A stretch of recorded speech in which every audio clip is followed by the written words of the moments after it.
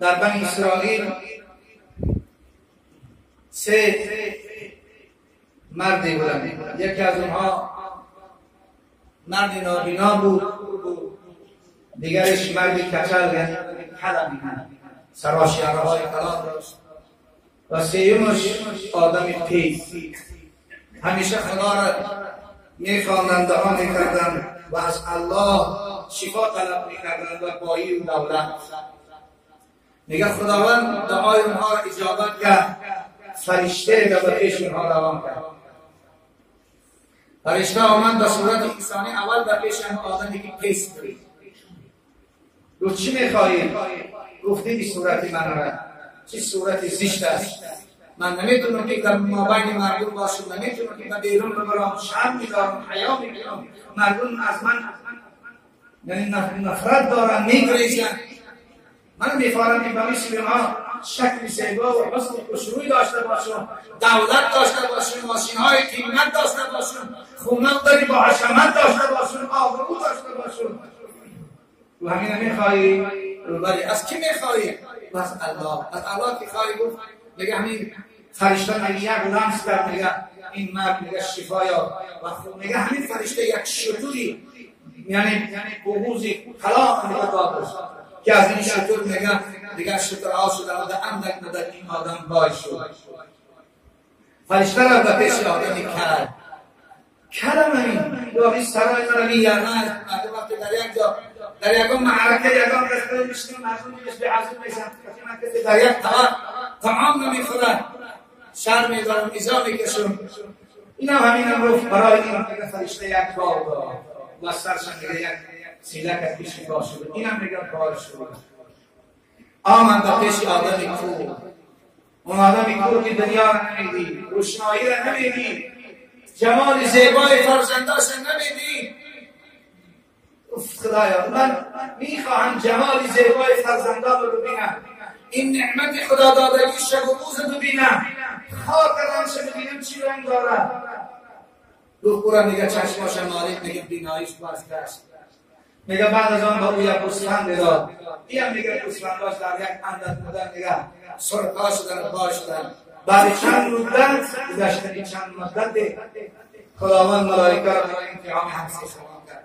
خوبم تو شکر ببیشیم شکر میکنن در نعمتهای من دارم. برادر عزیز، این حیاتی که من تو داره، این خانه و دری که من تو داره، این فرزندانی که من تو داره، همه نعمت الله هم.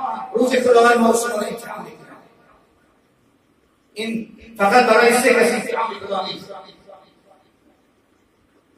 خلق الموت والحیات لیبلوکم. این حیات برای امتحان است. این حیات داشته باشید. هرگز سستی نکنید در امتحان خداوند. دیگه وقتی که فرشته آمد و پیش هم اول آدم تیز که دیگر سرکا و همه که پر از شکرها بودن، قصرها و خدمتگارها دیگر شیشتگی بود، دیگر مردک سلامش علیکم داد.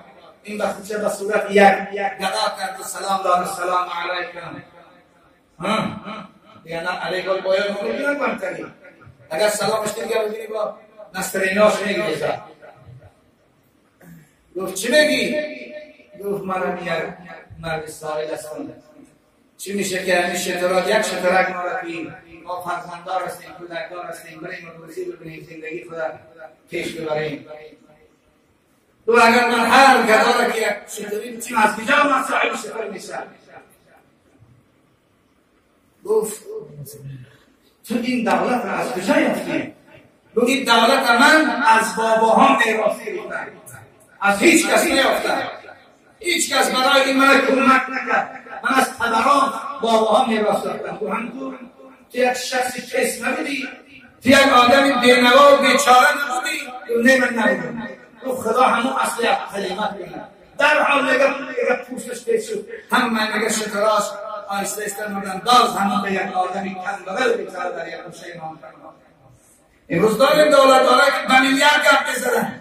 امروز محتاج یک دهنان کاغذ در کنج زندان ها. حق مردم نخوردن، مردم را حقش نخوردن، فریب کردن. حق الله که زکات عشر بود دست به سوی بینوا و بیچاره نکردن. خدا امروز بود در کنج محبسات شد. دولتاشون هم بردن یا آرزو میکنن کاش که این را در بیچاره میدادن. و پیش آدمی کلا آمد، کلا میگن فریاد کرد و همین دوار او را همین جواب داد. خدا با عصر کرد باز نگشت در ممکنه باز شد بانکرات در یک دقیقه ما دیدیم انسان‌هایی که میلیارد داشتن در یک دقیقه بانکرات شدن.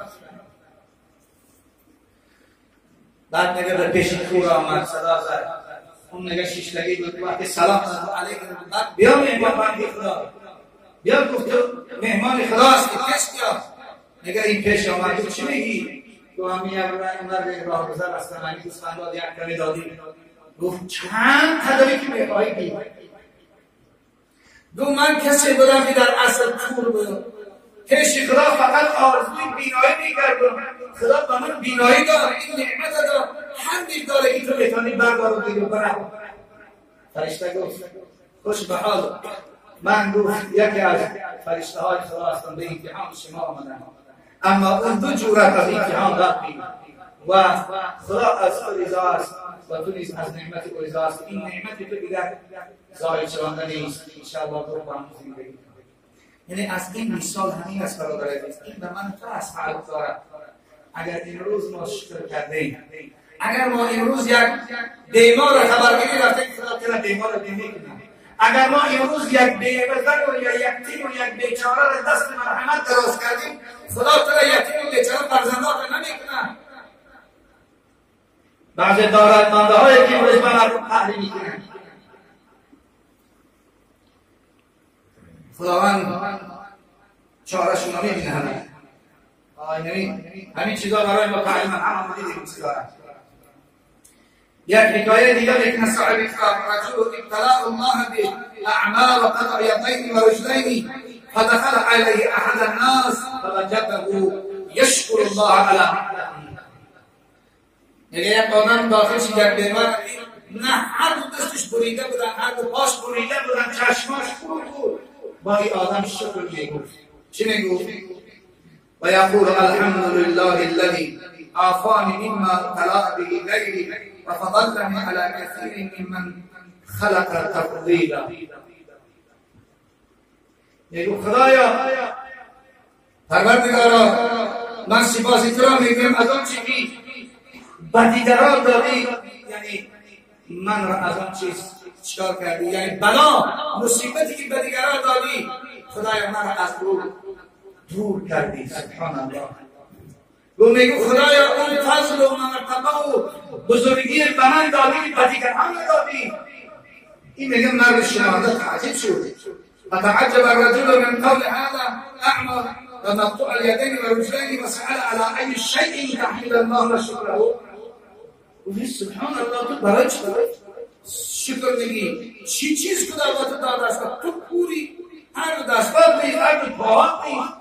و چی فضلی اکنون زیادتر داده است یا چی چیز تر داده، یعنی دیگران مصیبتی داده است که در تو نداده است، همه بلا داده است.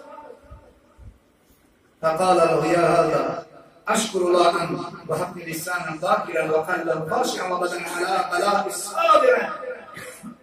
من شکرانه میکنم من اون پروردگار که امروز زبان من در مدح خودش گویا کرده است. من سبحان الله الحمدلله میگم. میلیون‌های هستن که یک بار الله نفتن بردن. من شکرانه میکنم که امروز دل من از الله میترسد، دل من خاص است از خدا میترسد و خدا را شناخت. و من شکرانه میکنم از آن که امروز بدن من در این مصیبت ها صابر است. صبر. برای این باید ما هممون باید در این مرحله باشیم که بزرگ خدا میگوید دوام دولت اندر حق شناسی است، دوام دولت اندر حق شناسی است، زوال نعمت اندر ناسپاسی است. یعنی دولت کسایی که دوام دادن بعد از مردن فرزندان اونا دوام دادن و حق شناسی بود، خدا را شناخت، او را زکات داد، رشد شداد، به سوی یتیم و بیچاره دستی کمک دراز کرد، مسجدها را کمک کرد. زوال نعمت اندر ناز باسط. اونهایی که امروز دولتاشون رفتن بنگراد شدن و امروز در محبس هستن شکرانه نعمت نکردن، نماز خدا رو نخوندن و هیچ نعمت را به جا نآوردن. اگر فضل خدا بر خود بدانی بماند در تو نعمت جاودانی. اگر بدونی که همه فضل کرم خداوند است در تو جاودان بماند. امروز همین ثبوت تنجیل آرامی وطن اگر مقدر شد جاودانی میکنه و الا اگر با همون محله گرایی کنیم با همون غیبت رو گپکشی کنیم از دست میرازی از دست رفت اومد نیست. شما از لطف احسان و نکویی حرامت باد اگر شکرش نگویی. یعنی اگر هستی که امروز نعمت داری ولی که شکرش نگویی حرامت باد. حضرت شیخ سعدی میگن حرامت باد اگر شکرش نگویی.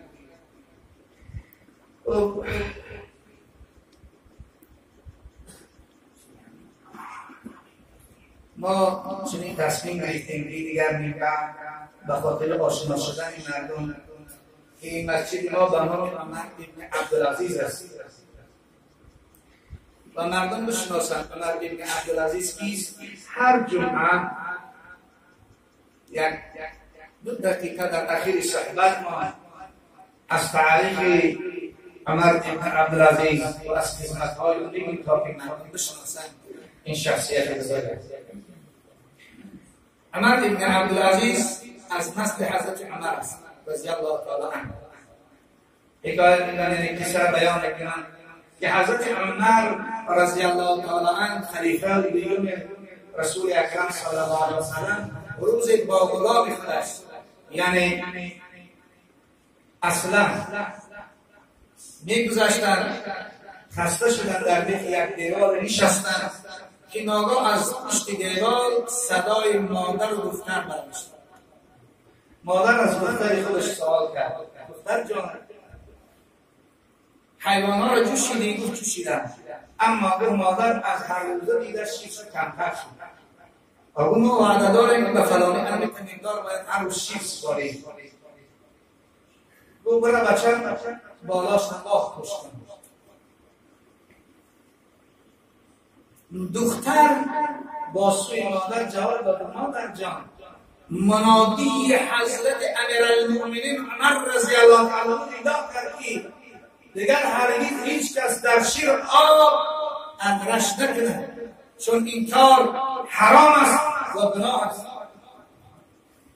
مادر گفت بچه این جنه حضرت عمر نه منادی او جنت است ابلیس. دختر باز گفت مادر جان گفت والله هرگز چنین نکنم که در روبروی حضرت عمر از عمر اطاعت کنم و در پست او خلاف این کار کنم هرگز چنین نکنم. ایمان اخلاص داریم میآید در پیش علما زیارت میآید پیش میره خواهد شد. اصلی سست شدن ایمان ضعیف شدن ایمان همین است دیگر. اخلاص ببین حضرت عمر با غلام خودش دستور داد که این خانه را نشانه کنید. غلام اصلا اون خانه را اشاره کرد و فردا حضرت عمر گفت برای از حال اینها با خبر شد. وقتی که آمد از حال اینها با خبر شد گشت و آمد گفت در اون خانه یک بیوزن با دختری باقیره خود زندگی میکنند که هر من شوهر ندارند. حضرت عمر فرزنداش جمع کرد کدام شما امروز خواهان زن گرفتن دارید؟ فرزندش آسیم ابن عمر بلند شد من پدر جان میخواهم که همسر داشته باشم. حضرت عمر امین خلیفه دوم رسول اکرم صلی الله علیه وسلم با این اکاف نرفت از شهر روم یا از فارس یک دختر پاچه را برمی‌آورد شیخیه. همین دختر یتیمی به نظری شیخ فروش که صالحه بود ما میگیم در همه حدیث پیغمبر خدا که مردم دیروز کسی را برای منصب، کسی را برای پول، کسی برای جلال و کسی را برای دین. پیغمبر گفت که باید برای دین باشد. حضرت عمر رضی الله تعالی عنه به خاطر همین تا دامنیش پیدانش کرد و از فرزند حضرت عمر و از میراث دختری به دنیا آمد ام العاصیم